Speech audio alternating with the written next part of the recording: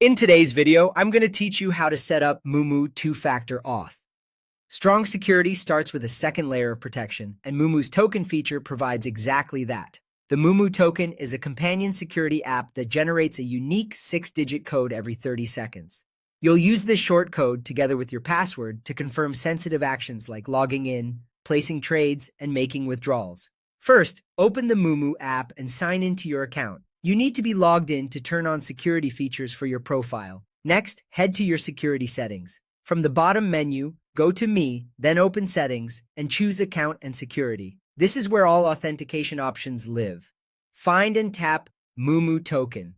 This is the control panel for enabling the stronger, token-based two-factor authentication. If the app asks you to install the token, follow the prompt to download the separate Moomoo token app from the App Store or Google Play. This small app is what generates your 6-digit codes in real time. Once it's installed, return to the Moomoo app to continue. Now bind the token to your trading account.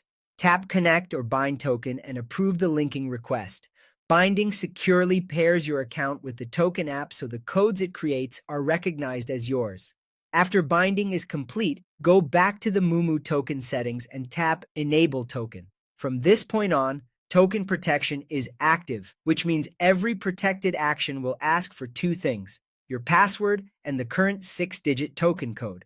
Here's what to expect after activation. You may see an extra verification prompt at login. When you place trades or request a withdrawal, you'll be asked to enter the token code. Remember, the code refreshes every 30 seconds, so if time is running low when you start entering it, let it roll over and use the next one to avoid errors. A few quick tips to keep everything smooth.